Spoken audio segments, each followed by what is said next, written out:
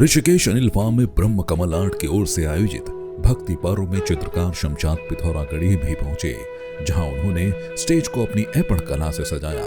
कार्यक्रम में उपस्थित सभी लोगों ने शमशाद पिथौरागढ़ी की कला की खूब प्रशंसा की। शमशाद पिथौरागढ़ी उत्तराखंड कुमाऊं क्षेत्र की परंपरागत कला ऐपण को एक नया रूप देकर अनेक चीजों में रंग कर देश दुनिया तक पहुंचा रहे हैं। ऐपण कला उत्तराखंड में शुभ कार्यों की प्रतीक मानी जाती है, लेकिन इस समय में यह कला विलुप्त होने की कगार पर पहुंच चुकी थी, जिसे फिर से नई पहचान मिली है।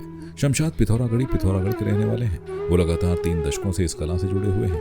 उनके इस कार्य के लिए भी उन्हें अनेक मंचों से सम्मान मिल चुका है। साथ ही उन्होंने कला कपिल शर्मा शो पर और हाल ही में कुक स्टूडियो में भी नजर आई थी। भक्ति पर्व के मौके पर उन्हें कार्यक्रम के मुख्य अतिथि उत्तराखंड के पूर्व मुख्यमंत्री त्रिवेंद्र सिंह रावत ने उनकी ऐपण कला के लिए और देश और दुनिया तक उत्तराखंड की संस्कृति को पहुंचाने के लिए सम्मानित किया। चित्रकार शमशाद पिथौरागढ़ी कहते हैं कि युवा अपने लोकगीत लोक कलाओं से दूर हो रहे हैं, किंतु अब युवा भी इस कला को आगे बढ़ा रहे हैं। उन्होंने कहा कि मैं 29 सालों से इस कला को बचा रहा हूं। मैंने 1995 में कार्य शुरू किया था। साथ ही वो बताते हैं कि ऐपण का मतलब ही अर्पण से है। हमको अपनी संस्कृति के लिए समर्पित होना चाहिए। शमशाद पिथौरागढ़ी जो है आज विश्व में उत्तराखंड के नाम को रोशन कर रहे हैं। उनकी कला जो है आप यहाँ पर देख पा रहे हैं। ऋषिकेश में माँ भगवती जागरण का आयोजन किया गया है और यहाँ पर ये उत्तराखंड की संस्कृति ऐपण जो है हमें नज़र आ रही है। और ये ऐपण कला का जो है यहाँ पर जो आप देख पा रहे हैं, ऐपण कला जो बनाई गई है वो शमशाद पिथौरागढ़ी जी द्वारा बनाई गई है, जिनको कि अभी हमने कोक स्टूडियो में उत्तराखंड के एक गीत में जो है उनकी ये कला हमें नज़र आई। इससे पहले भी बड़े बड़े शोज़ में, कपिल शर्मा शो में उनकी ये कला को दिखाया गया है और एक अलग समुदाय से आने के बावजूद भी वो उत्तराखंड की और हिंदू संस्कृति को आगे बढ़ा रहे हैं। ये काफ़ी अपने आप में एक दिलचस्प बात है। नमस्कार, आप देख रहे हैं संवाद 365 और मैं हूं आपके साथ चांदनी कुनियाल। उत्तराखंड अपनी संस्कृति के लिए विश्वविख्यात है और आज उत्तराखंड की संस्कृति जहां कहीं विलुप्त हो रही है, लोग अपनी संस्कृति को छोड़कर वेस्टर्न कल्चर की ओर बढ़ रहे हैं, वहां कई लोग ऐसे भी हैं जो अपनी संस्कृति को आज देश और विदेश तक लेके जा रहे हैं। एक अलग पहचान जो है उत्तराखंड की बना रहे हैं। मेरे साथ इस वक्त शमशाद पिथौरागढ़ी जी हैं। सर, सबसे पहले तो आपका स्वागत है। बहुत बहुत धन्यवाद। नमस्कार सभी। सर, क्या कुछ कहना चाहेंगे आप? सबसे पहले तो अपनी कला के बारे में थोड़ा बताएं कि ये रुचि आपको बचपन से ही थी या कैसे कैसे समय के साथ आपने सीखा, क्या कुछ चीज़ें थोड़ा जाना। सबसे पहले तो मैं उत्तराखंड का धन्यवाद करूंगा कि मैं जो भी कार्य ऐपण का करता हूं तो उसके लिए पूरे उत्तराखंड एक जोर लगा के मुझे सपोर्ट भी करता है कि ऐपण कला जो है इतने सालों से मैं बचाते आ रहा हूँ, इसको कर रहा हूँ आगे कार्य के लिए। और ये हमारे लिए बहुत अच्छी बात है कि आज की युवा पीढ़ी भी इस ओर आकर्षित हो रही है।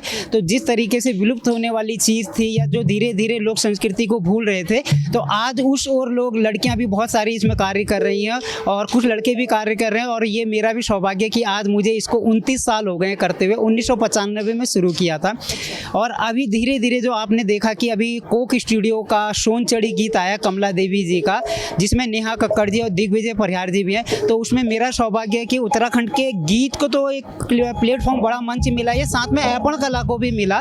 तो उसमें नेहा कक्कड़ जी और जो कल्पना जी हैं, ये कमला देवी जी, जिस पुल के ऊपर वो लोगों ने परफॉर्मेंस किया है, प्रस्तुति दी है, उस पुल को पूरा ऐपण से मैंने सजाया था।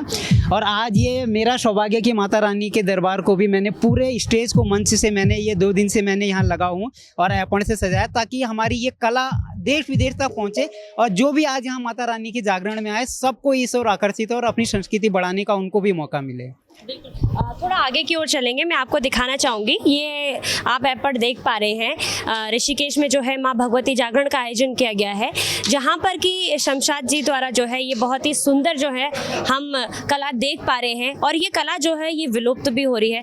आप किस तरीके से देखते हैं कि आजकल जो है हमारे जो युवा हैं वो अपनी संस्कृति को भी भूल रहे हैं और इस कला को आप जो है आगे तक लेके जा रहे हैं? क्या कभी आपके इस कला को देखकर किसी आपके जानने में या किसी युवा ने कभी कोशिश की हो कि हमें भी सिखाएं, कुछ ऐसा कभी हुआ आपके साथ? हाँ, आजकल जैसे देखने में आ रहा है कि युवा जनरेशन जो है धीरे धीरे मतलब अपनी आधुनिक वाले जो आजकल के मॉडर्न है, डीजे में जैसे लोग हो रहा है कि डीजे बज रहे हैं और पुराने लोकगीत है उससे दूर होते जा रहे हैं। इसी तरीके से कलाएं हैं हमारे उत्तराखंड में भी। चमोली में जैसे रामायण होती है, पिथौरागढ़ में हिल यात्रा होती है और ये ऐपण है, अलग अलग जैसे संस्कृति है, रीति रिवाज है, धर्म है यहाँ पे। और कहा जाता है कि उत्तराखंड जो है देवों की भूमि है। तो सबसे पहले तो यहाँ कण कण में जो देव और भगवान बसे हुए हैं, तो उसी में हमारी ऐपण भी है। ऐपण जो होती है ये अर्पण है, अर्पण अपनी संस्कृति पे समर्पण करना है इस पे हमको।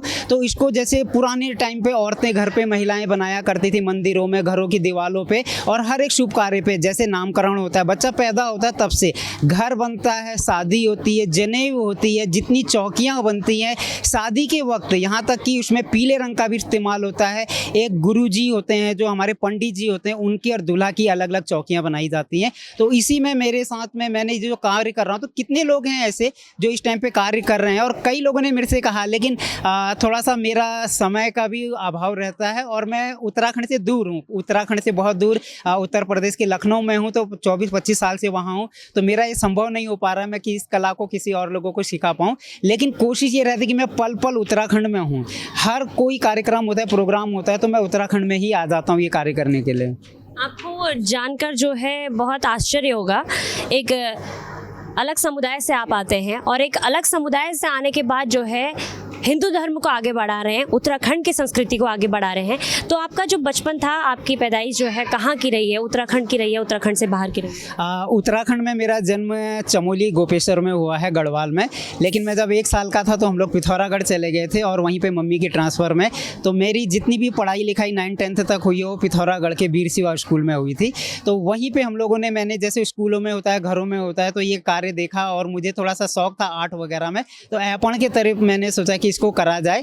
और कुमाऊनी भाषा भी मुझे जो है बहुत मेरे अंदर बसी हुई है। मुझे कुमाऊनी, शोरियाली, गढ़वाली और कुमाऊनी भाषा आती है। थोड़ा प्लीज़ आप कुमाऊनी में बात करेंगे तो ज़्यादा अच्छा लगेगा हमें। कुमाऊनी में ये है कि उत्तराखंड में मेरे 16 गीत ले आ रखेन और मैं 16 गीत ले लिख रखेन। जब मैं आज यहाँ माता रानी जागरण में आज दर्शन फरसवान जी उनमेरन और या मैं जितेन तो हम क्या ले इन्होंने मेरे 2-3 गीत गा रखेन, सुपर हिट गीत रखेन। तो मैं यो सौभाग्य था मेरे लिए कि मैं ऐपण कला के साथ साथ मैं उत्तराखंडी, पहाड़ी, कुमाऊनी बोली भाषा ले छी।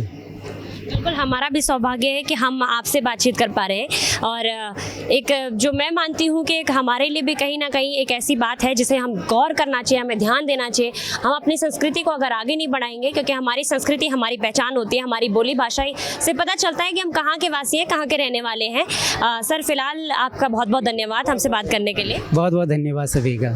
फिलहाल के लिए बस इतना ही। आप देखते रहिए संवाद 365।